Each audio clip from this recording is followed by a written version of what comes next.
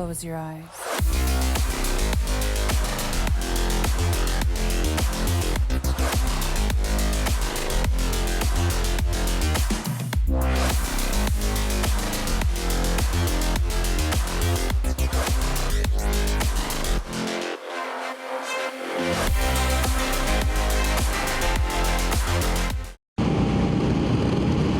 What's going on, guys? Today I want to talk about something I've noticed. It's kind of a trend going on. And honestly, if there's any Harley guys in here, I'm kind of going to crap on you guys a little bit, because I've been noticing more and more that these Indians, especially these scouts and everything, scout lineup, I think they're starting to take over the market for cruisers, because I've been noticing that I've been seeing more Indians on the road and less Harleys. Not by much, obviously, because Harley's still a big name, but I'll tell you what, the dealership down there, I get notifications in my email all the time from the dealership, and the Indian dealership, just so you know.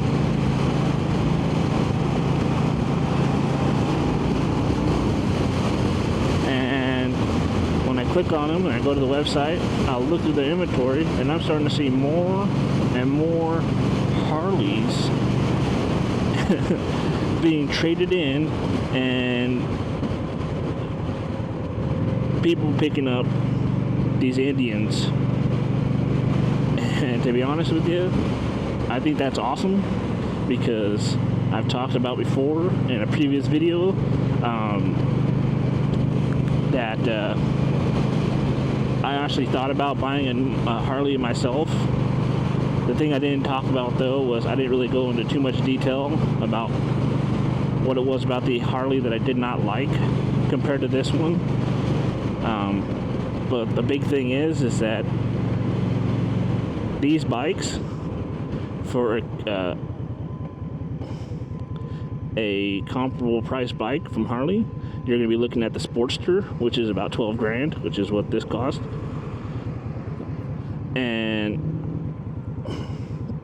the problem is that you got a smaller tank, and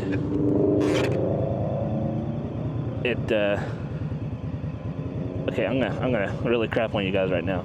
How is it that this is a V-twin, Harleys are V-twins, but yet for some reason Indian has somehow figured out how to get the V-twins to run a lot smoother than those Harleys? Why do Harleys have to freaking sit at a stoplight and you're gonna be like this one is obviously it's making the same kind of popping sounds and everything, but on a Harley it almost seems like you're just being shaken. You barely feel it on this thing. Why would you want a bike that is just shaking you around the whole time? Honestly, it's like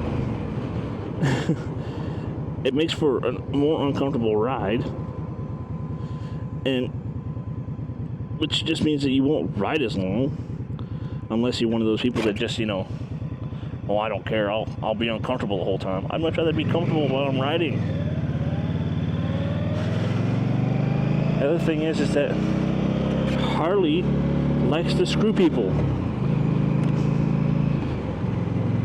Like, I was gonna do a video review on my uncle's bike.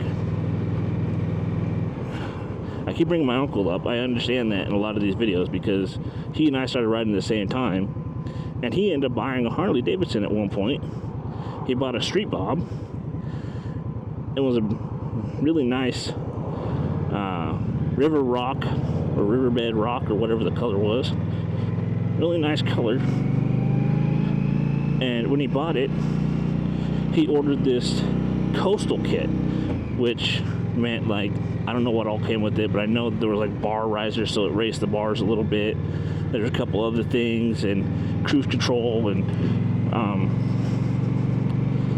all that. and he ordered that and purchased it with the bike. And here's where Harley likes to screw people, because when that finally came in, he took his bike down there and they put it up on the table, rack, whatever you want to call it.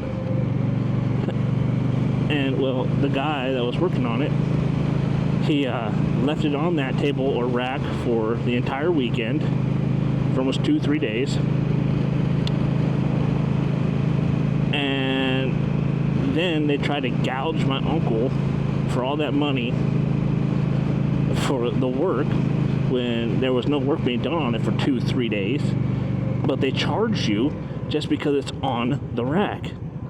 So even if there's no work being done on it at all, because on the weekends, they're, at the time, I don't know how it is now because it's different owners, but at the time, the service department was not open on the weekends. So why charge him for there to be work on it, being done on it over the weekend when there's nobody there to work on it, just because the guy left it on his table? And they quoted my uncle already when he dropped it off, before he dropped it off, that it only cost so much. Oh no, when he went to go pick it up, they wanted to charge him twice, almost 3 times what they quoted him. And then it's just like, at the same time, I was kind of starting to look for a new bike at the time. I still like the Harley Davidson's, like a couple of the bikes. I would still like to have a V-Rod Night Rod Special. But if that's how Harley operates, or maybe that's just the dealership how it was here, but if that's how most places Harley operates, why would anybody want to buy a bike from Harley Davidson to get screwed out of their hard-earned money after being quoted something just because some guy decided to leave the bike on the rack and no work was being done on it for 2 days, and despite that, still get charged for it? It doesn't make any freaking sense to me, and it kind of turned me off from Harley Davidson, which is, yes, the Sportster that I was looking at was really nice when I was comparing the two. But when I thought back to that, it's like, I don't want to work. I would hate to have to bring my bike down for maintenance and somebody put it on the rack and then decide, oh, well, it's a Friday afternoon. Oh, it's 2 o'clock. I want to go home early. I'll just leave it on the rack for 2 or 3 days. And then we're just going to charge this guy 4 times more than what we told him. It's like, why would anybody want to do business with you? Honestly, it's like, that's what literally turns people off from your brand, is when you're screwing people like that, and then you're overcharging people for certain things. It's like, it's the biggest reason why I decided to go with this and not the Harley.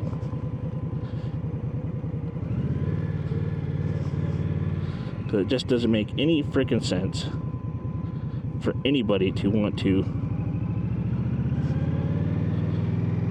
like, I just keep saying it. I can't stop saying it. It's like, why? This, I take it down for an oil change.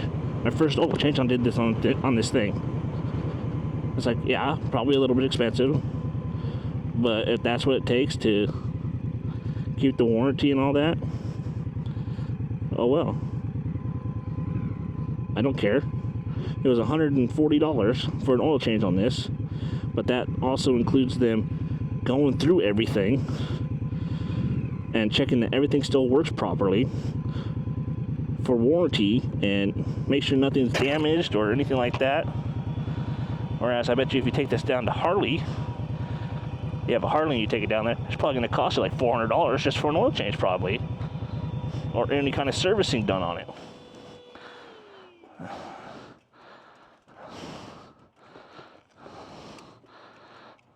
I mean, just why?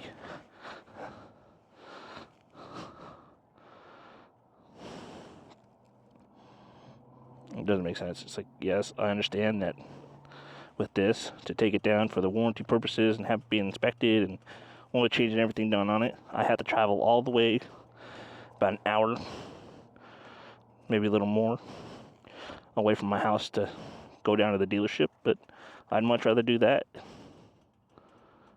and know that I'm being given an honest appraisal, and they're sticking with by their word, and I'm not being screwed.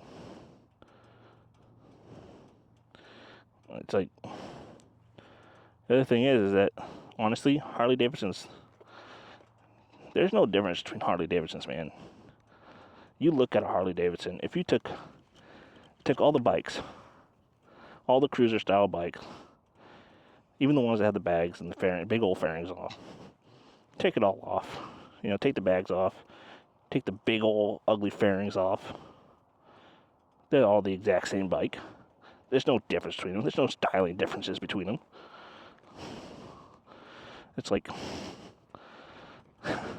that's the biggest thing I like about this, is that, yes, I originally did not like the shaved heads on this, but the more I look at it and the more I look at Harley Davidson's, it's like I realize those all look the same.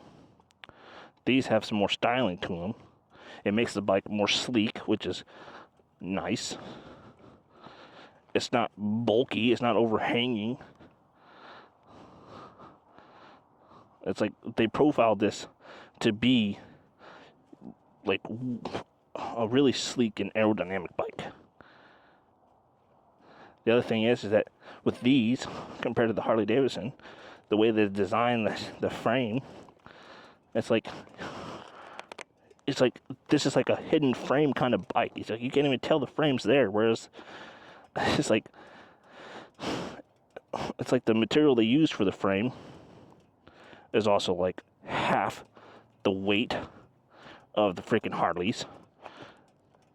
Sometimes you jump on a Harley Davidson and you move it around, it feels like they use like half-inch thick walled freaking tubing for the frame.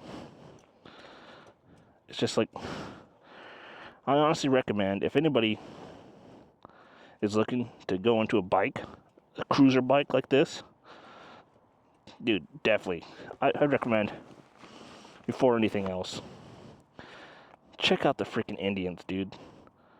Harley Davidson are overpriced, way too freaking heavy, and they have no differences between them. They can't even, like I said earlier, they can't even, man, it's like, they can't even get the bikes to run smooth, in my opinion. This is my opinion, obviously. But, like, yeah, like I said earlier, this bike, you sit at a light, obviously you can feel the engine chopping away, but you're not being rattled by the freaking bike.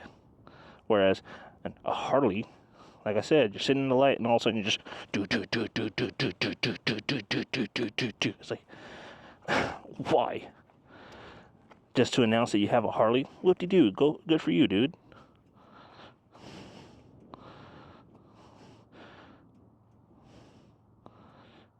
So just look at the sleekness of this thing.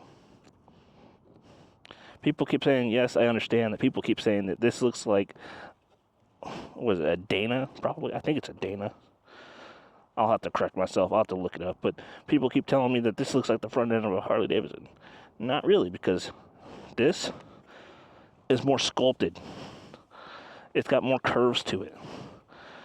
It's a lot nicer. Whereas the Harley is just a bubble. It's just one little tiny little bubble. It's like there's no curves to it. It's just one big fat round bubble.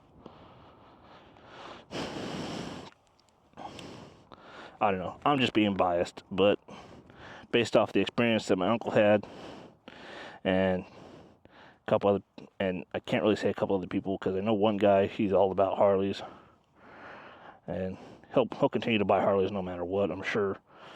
But dude, it's just screw Harley, man. Why? If they're gonna screw their customer base and anybody else, Why deal with them? Why deal with them when you can get a bike that's much nicer for the same price as one of their base models? And even if you got a high-end model of an Indian, it's not gonna like a bagger style Indian, like the Chieftain, whatever it is. That's their biggest bagger style bike I think they have. It's not gonna cost you $50,000 freaking dollars for a bike.